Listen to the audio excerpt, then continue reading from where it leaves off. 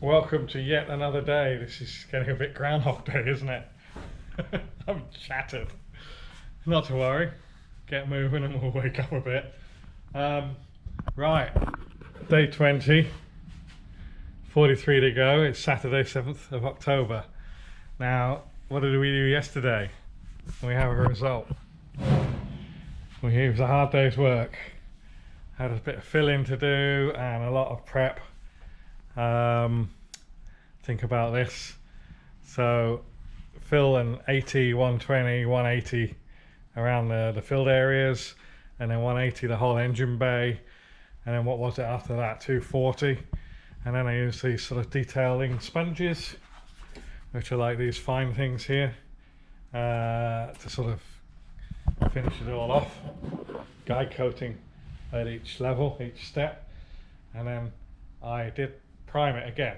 It was quite a bit of breakthrough, and I thought that rather than use a like a 1K epoxy rub through primer, that I would just put a coat of epoxy primer over the whole lot again, and then paint it white.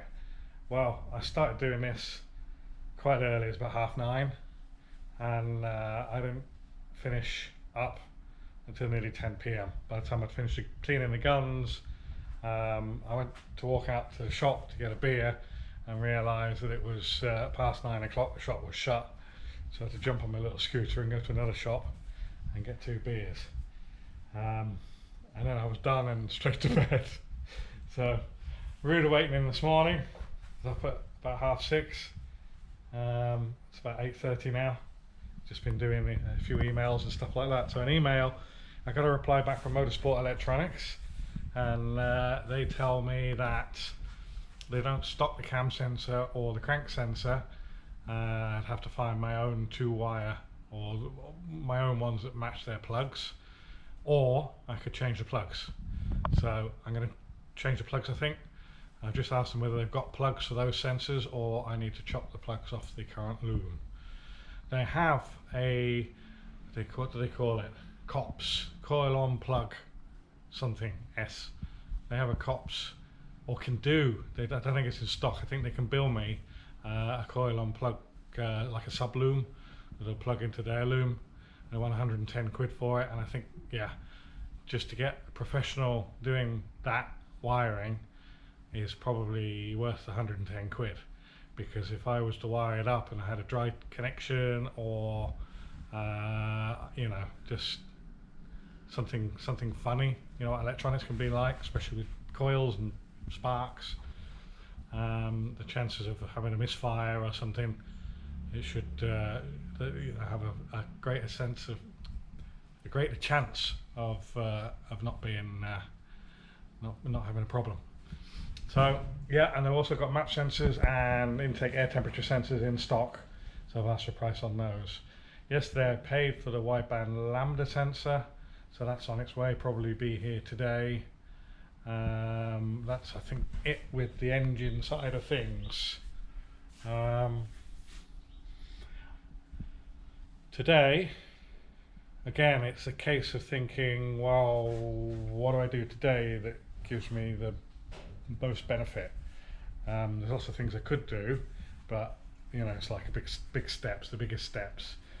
Tomorrow we're planning on getting the wiring loom. There's the fuse box, goes on there and the whole thing goes through. So the plan is tomorrow is to get the wiring loom into the car. I think just, you know, just a case of being careful and threading it through, and you know, getting it in position, finding out what needs repairing and what not. So that'll be a bit of a giggle, I guess. And then it's like, what's next? So I've just done a little list of things to do today. I could like paint the inside of the doors and still look at getting them hung tomorrow, but actually, if I'm painting the inside of the doors, I've still got to fill the outside of the doors, because the doors themselves are not perfect. I mean, every time you walk past them, it's like there's a little dimple here, there's a crease, it's not showing, there's a crease there, which is not possible to bang out because it's right over the subframe, the inner. So there's no chance of getting that out. So there's things like that have got to be filled, and I think I'd rather fill them on the workstation, on the bench, than on the car, because if you're working on the car, you sort of fill in, and you're at an angle of sort of, well, 90 degrees to yourself, and it's uncomfortable. So I think it'll be better to put the doors on here one by one, go over it with a 180 and guide coat it, and go over it with a 180 and pick out all the highs and lows, and then fill them and roughly prep them. Don't go anywhere near the body lines, and leave the body lines just filed, sanded, to almost to a point. But deal with the dents. Deal with the problems with those. I think doing that today, because the thing is, right, if I paint the inside of the door, I won't be wanting to put them on a bench to do the outside. So get as much done on the outside of the doors as I can, then paint the inside, then hang them, and then do the finish sanding on the car. I think it's probably a fair few hours work there.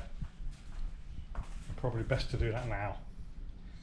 Thought I'd give you an update on the Sierra doors. Started this morning with blocking out, guide coating and sanding. This is the first door that's done. Basically I started at 180, found any low spots there were, and there was only really one on this door. It's a good door actually. There's a little bit of filler that I had to put in there. So blocked it out 180, found a low spot, filled it, and then went 80, 120, and then 180, so that the whole door was at 180. Once I was at that stage, I did the 240. So the whole door now is at 240, and that effectively now is ready to be flipped round, be sealed, and get painted white on the inside. Once it's painted white on the inside, it can be hung on the car. This door now is the second door that I painted, which is the driver's side rear door. And we can see there's a dent here. It looks like there's a bit of a high spot here, which has encroached onto the body line.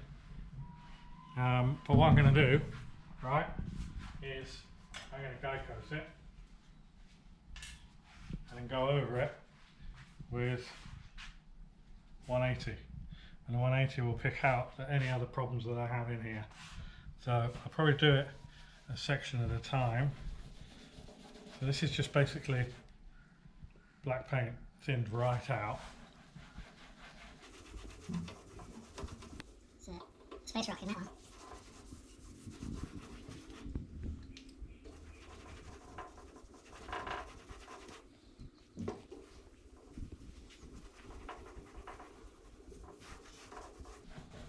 So I'm not going to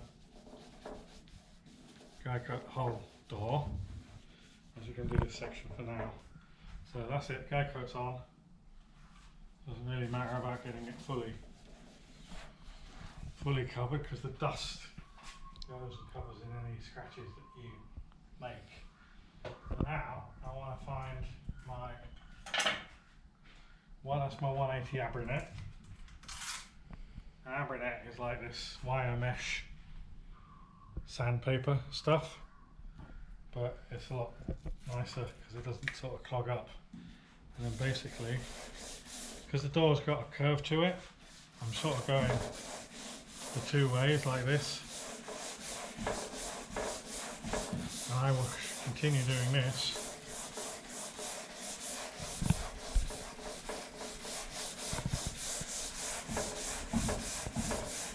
until you can see all now, all the little, come closer, you see all the little orange peely bits. So here, that's a prime example. So I'll continue doing that until all the black's gone. So the grey you can see there is probably high, and the black is low. And I'll continue with this. And the reason why I'm going like this is because it's a curved door. If I just go like this, then I end up with a flat spot. If I just go like that, then I end up with a flat spot. But if I roll with the radius, then hopefully we don't get any flat spots. So you can see here already that low spot. You can see I'll go over a bit more.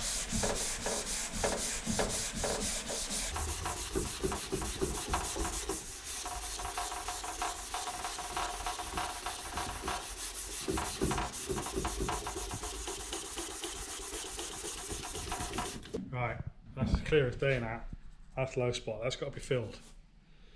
So once we've done the whole door with this 180, and I've identified all the defects, I'll fill them, and then I'll do on the filler 80, 120, 180, and then we have the whole door on 180 and we follow it through with the 240. Once the 240 is done, paint the inside, put them on the door, put them on the car, line them all up, and then we can tape out and do the body lines. As you can see on this one here, I haven't sanded the body line. There was a problem with it down here, whereby the body line actually went, and that may have been because of previous paint jobs, or I'm not quite sure what.